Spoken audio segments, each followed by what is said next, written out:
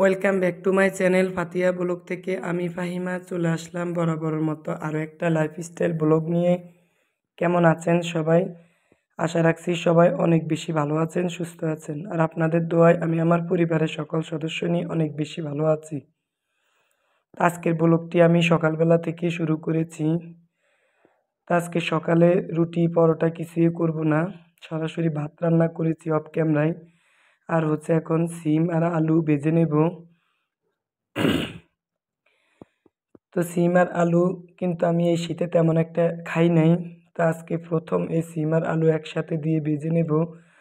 তো মাঝে মধ্যে গরম ভাত দিয়ে কিন্তু সিম আলু এই ভাজা বা সবজিটা অনেক বেশি ভালো লাগে। তা আমি এখানে অল্প একটু হলুদ দিয়েছি আর বেশি করে পেঁয়াজ আর কাঁচামরিচ দিয়েছি। তো এখন একটু কষিয়ে নেব, নিয়ে তারপর পরিমাণ মতো পানি দিয়ে দেব। তো আজকে এই নর্মাল খাবার দিয়ে সকালের খাবারটা সবাই খেয়ে নেব, আর 2টা ডিম ভাজবো। তো যারা আমার ভিডিওটিতে দেখা শুরু করেছেন কিন্তু এখনও একটা লাইক দেন নাই, প্লিজ ভিডিওটিতে একটা লাইক দিয়ে পুরো ভিডিওটি কন্টিনিউ করবেন। আপনার একটা লাইক আমার এই চ্যানেলটি অনেক দূর পর্যন্ত পৌঁছতে সাহায্য করবে। আর যারা অলরেডি এই কাজটি করেছেন তাদের সবার প্রতি রয়েছে অনেক বেশি ভালোবাসা। তো টাইটেলে তো দেখতে পেয়েছেন যে আমি কিভাবে ধনেপাতা ফ্রোজেন করব, আজকে সেটা আপনাদের সাথে শেয়ার করব। তা আমি কিন্তু এর আগেও 2 বক্স ধনেপাতা ফ্রোজেন করেছি, তা আজকে অল্প পরিমাণে ফ্রোজেন করে আপনাদের সাথে শেয়ার করব। তো এভাবে কিন্তু ফ্রোজেন করলে দীর্ঘদিন খাওয়া যায়। তো কীভাবে খাবেন সেটাও শেয়ার করব।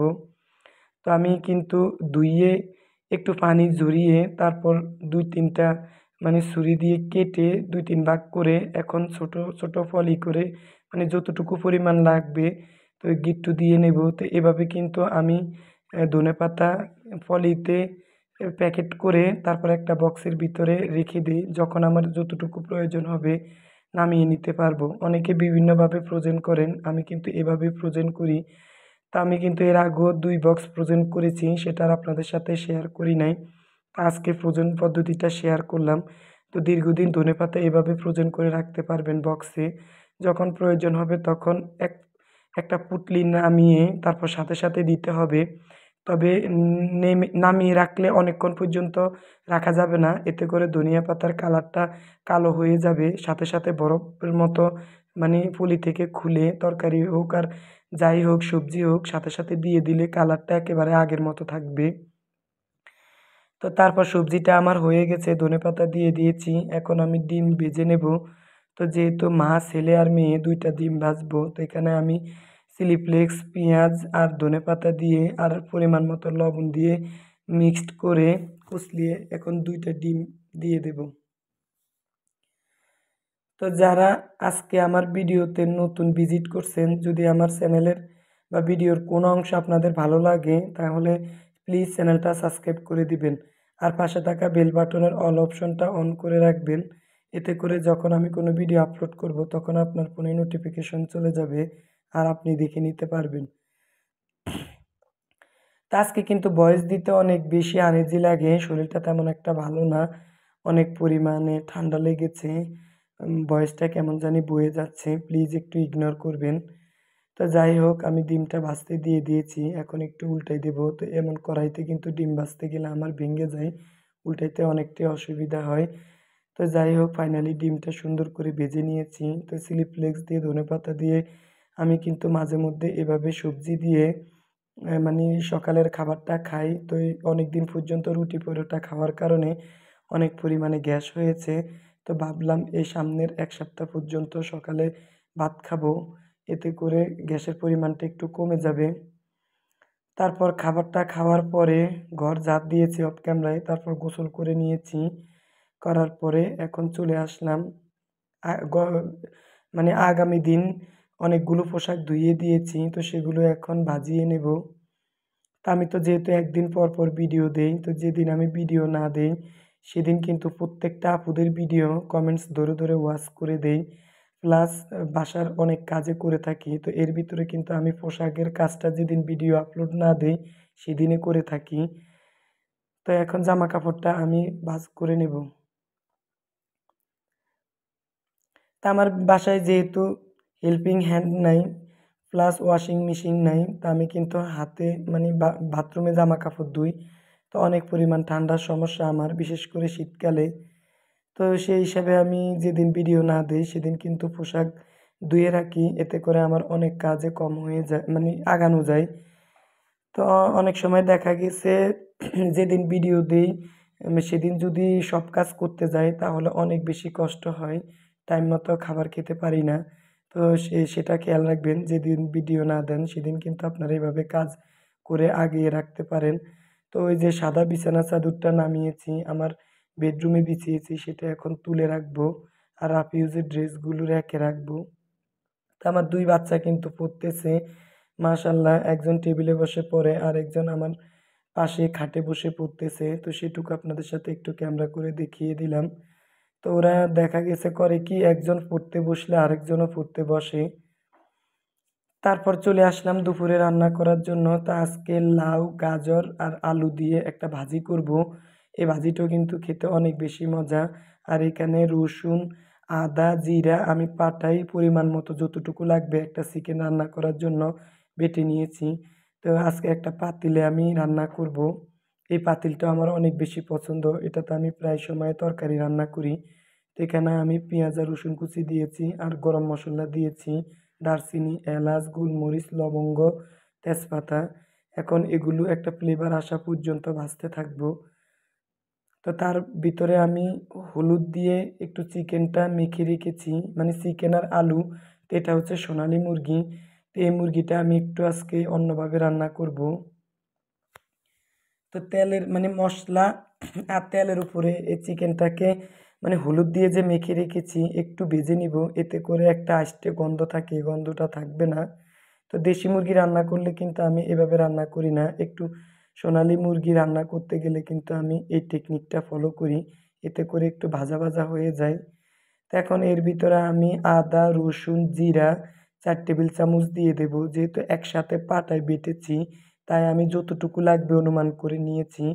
আর এটা বাটার পরে একটা 4 চামচের মানে 4 চামচ হয়েছে আদা, রসুন আর জিরা।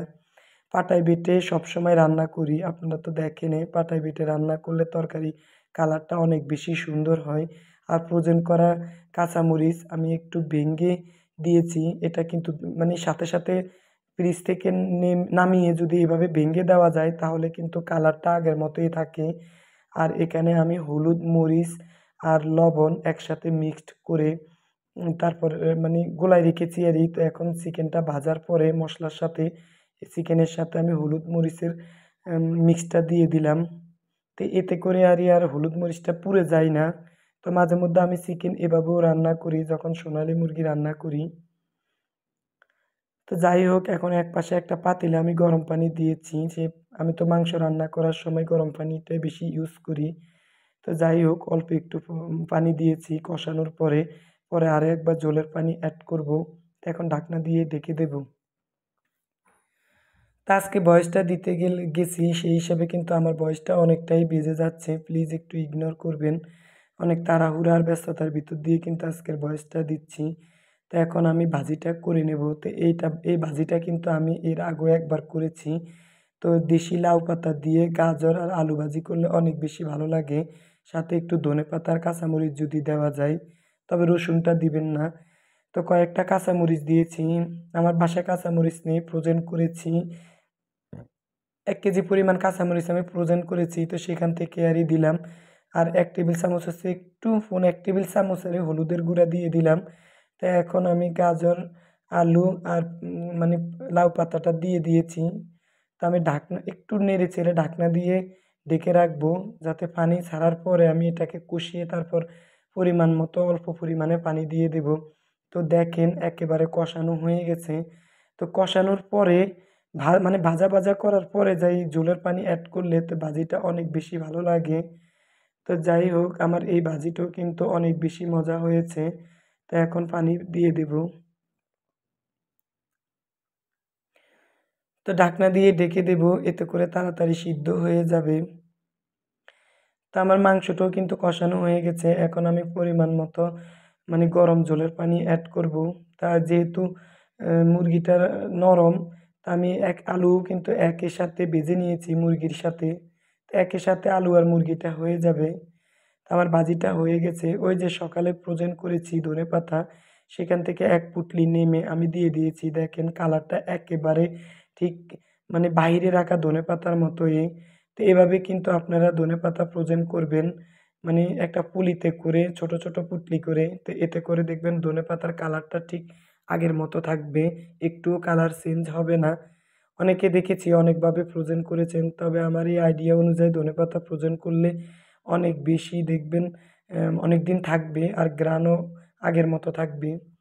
তো এখন আমি ২ টা তরকারি বাটিতে ঢেলে নেব। তো যাই হোক এখন মা, ছেলে আর মেয়ে খাবারটা খেয়ে নেব। আমার হাসব্যান্ড তো সবসময় দুপুর হোক আর সকালবেলা হোক ও গ্রামের বাড়িতে খাবার খায়। খালি রাতে একটু বাসায় খাবার খেতে পারে যেহেতু উনি অনেক বেশি ব্যস্ত থাকেন, যেহেতু উনার ব্যবসার মৌসুম। তো কাছ থেকে একটু দেখিয়ে দিলাম। আর এখানে কয়েকটা পেঁয়াজ আর কাঁচামরিচ নিয়েছি ভাজির সাথে খাওয়ার জন্য। তা আমরা অফ ক্যামেরায় খাবারটা খেয়ে নিয়েছি। এখন বিকেলে চলে আসলাম। তা আমি কিন্তু গতকাল মানে লাল টমেটো সস বানিয়েছি মানে লাল মরিচের। তো সেটা অন্য একদিন অন্য ভিডিওতে আপনাদের সাথে তৈরি করার সময় দেখিয়ে দিব। তো এই হচ্ছে সেই লাল মরিচের টমেটো সস। তো আজকে নিজের হাতে বানানো টমেটো সস দিয়ে নুডলসটা তৈরি করব। তো টমেটো সসটা কিন্তু মানে লাল মরিচের অনেক বেশি সুন্দর হয়েছে। একেবারে বাজারের সসের মতো আমি একটু কাছ থেকে দেখিয়ে দিলাম। তো এখন আমি এখানে পেঁয়াজ আর গাজর মানে টুকরা করে কেটে নিয়েছি। একটু মানে পাতলাও না মোটাও না, মিডিয়াম সাইজের। তো এতে করে মানে নুডলসটা দেখতে অনেক বেশি ভালো লাগে। সবজি যদি একটু কিউব কিউব করে কেটে দেওয়া যায়। তো একটা ডিম দিয়ে দিলাম সবজিটা একটু নরম হয়ে আসার পরে। আর ১.৫ টেবিল চামচ সয়া সস দিয়ে দিলাম। আর মশলার প্যাকেট ২ টা দিয়ে দিলাম। তো আমি কিন্তু মশলার প্যাকেট এভাবে সবজি এবং ডিমের সাথে আগেই মিক্সড করে দেই। নুডলসের সাথে দিলে কিন্তু আমার বাচ্চারা খায় না। কেমন জানি একটা গন্ধ আসে ওদের কাছে। তো এখন সসটা দিয়ে দেব। তো দেখেন সসটার কালার কত সুন্দর এসেছে। তো আমি এখানে ৩ টেবিল চামচ সস আগে দিয়ে দেব। আর বাকি সসটা পরে অ্যাড করব। এবার এই সবগুলো উপকরণ আমি ডিমের সাথে সুন্দর করে ভেজে নেব। তো এখন আমি নুডলসটা দিয়ে দেব এর ভিতরে। নুডলসটা আমি আগে একটু হালকা তেল দিয়ে সিদ্ধ করে নিয়েছি। এতে করে ঝরঝরে থাকে। একটু সাদা মানে সয়াবিন তেল দিয়ে যখন সিদ্ধ করে নেবেন, বাকি টমেটো মানে লাল টমেটো, লাল মরিচের সসটা আমি এর সাথে অ্যাড করব। তো যাই হোক আজকে নুডলসটাও খেতে কিন্তু অনেক বেশি ভালো হয়েছে। যখন নিজের হাতে তৈয়ারি করানো কোনো জিনিস দিয়ে যদি কোনো কিছু তৈয়ার করা যায় অনেক বেশি ভালো লাগে। আর বাচ্চাদের জন্য একটু ফল নিয়েছি। একটা মাল্টা, একটা আপেল আর ৬ পিস কলা নিয়েছি। যেহেতু অনেক কলা নিয়ে এসেছে বাসায়, এগুলো কিন্তু খেয়ে শেষ করতে হবে। তা না হলে কলা বেশি পেকে গেলে আমার ছেলে এবং মেয়ে কেউ খেতে চায় না। ওরা কিন্তু মানে আধা পাকনা কলা খেতে অনেক বেশি পছন্দ করে। তা আমার কিন্তু ছুরিটা তেমন একটা ধার নাই। তাই আমি বটি দিয়ে মালটাটা কেটে নিয়েছি। এখন আমরা সবাই নাস্তাটা করে নেব।